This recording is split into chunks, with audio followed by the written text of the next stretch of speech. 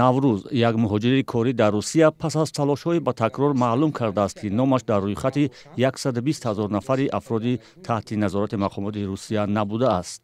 ин рӯйхат номи зиёда аз 120 000 шаҳрванди тоҷикистонро ҳамчун афроди қонуншикан дар бар мегирад. наврӯз мегӯяд исми бародараш дар ин рӯйхат ҳаст, вале намедонад дар идома чӣ кор кунад. дар ин рӯйхати 120 000 нафар аст. ҳар кас ҳам намефаҳмад ки чӣ хел бина дар ин списка аст нест. ман хидмат дидам, хайма набудам, додарам дар ин рӯйхат аст. ба куҷо муроҷиат мекунем, ба чӣ кор мекунем, инаша ҳеҷ кам намедонам. ҳастанд нафароне ки патент доранд, ҳама чиз доранд. дар ин рӯйхат аст. ҳастанд нафароне ки ҳеҷ надоранд, ҳеҷ надоранд, дар ин рӯйхат нестанд. дар рӯйхати шахсони таҳти назорат дар русия онҳое сабт шуданд ки дар қаламрави ин кишвар ягон қонуншиканӣ карданд. фарқ надорад қарздорӣ аз пули телефон, напардохтани ҳаққи обу барқ, барои муддати тӯлонӣ риоят накардани қоидаҳои ҳаракат дар роҳ, ҳозир нашудан ба идораи давлатӣ бо вуҷуди даъватҳои ба такрор ва ё қонуншиканиҳои сахти дигар ба мисли ҷиноят. бархи муҳоҷирон ҳатто аз вуҷуди рӯйхати шахсони таҳти назорат дар русия огаҳ нестанд ва намедонанд ки аз кадом тариқ исми худро ҷустуҷӯ кунанд ки дар ин рӯйхат ҳастанд ё не. мо имсолам хешид ки бе ҳеҷ одамои соз ҳуҷҷат доштагиани гардонанд, бе ягум чи аям дамадед гардонанд. барои ҳамин овозаи дурӯғи кагишу теракка чи барои ҳамин бе ҳеҷ гардонестанд ҳозир.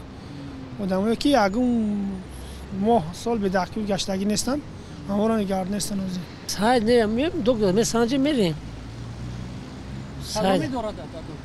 Нема таст таки композитор канам же месанҷи да. Агар чишна муҷе мерем месанҷи. Хадамот муҷе миграсион. Ҳо муҷе мерем месанҷи.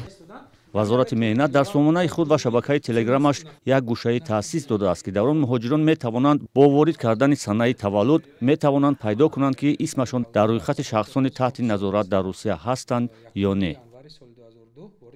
барои осон намудани кори шаҳрвандон мо дар телеграм, дар мессенҷери телеграм чатботи махсус таҳия кардем.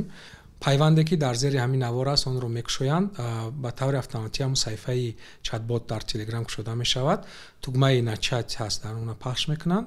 баъдан аз ҳамун шаҳрванд талаб карда мешавад ки ба саҳифаи расмии ҳамин вазорат дар худи телеграм номнавис шаванд, обуна шаванд. баъд аз обуна шудан бозпас гашта аллакай обуна шудан тугмаи пахш мекунанд ва баъд аз он бояд ки минтақае ки онҳо сабти ном шуданд интихоб мекунанд. хуб ва санаи таваллуди худро дар формати рӯз, моҳ, сол ворид мекунанд. намояндаи вазорати меҳнат қадами баъдӣ пас аз пайдо кардани исми муҳоҷир дар рӯйхати шахсони таҳти назорат дар русияро чунин шарҳ дод. дар ҳолате ки агар шаҳрванд номи худро дар ин рӯйхат дарёфт намуд, дар ин ҳолат якчанд сценария буда метавонад. агар ки шаҳрванд аз ҳудуди федератсияи русия баромада бошад, новобаста аз он ки дар кадом давлат, хоҳ дар тоҷикистон, хоҳ дар дигар давлат бошад, дар ин ҳолат танҳо ба шаҳрванд лозим мебиёяд ки хуб ҳамун шиносномаи худро саҳифаи якум ва саҳифае ки ҳамун муҳри баромад аз ҳудуди федератсияи русия монда шудааст, онро расм гирифта ба намояндагии вазорат фиристанд, то ин ки намояндагии вазорат ба рӯйхати махсусе ки аз ҷониби вазорат таҳия гашта истодааст ва он рӯйхат ба вазорати корҳои дохилии федератсияи русия фиристода мешавад. вазорати меҳнати тоҷикистон гуфтааст, шаҳрвандоне ки дар ин рӯйхат ҳастанд бояд то рӯзи 5 феврал ба мақомоти русия муроҷиат кунанд ва агар мушкили қонуние дошта бошанд ҳал намоянд ва ё умуман қаламрави русияро тарк кунанд.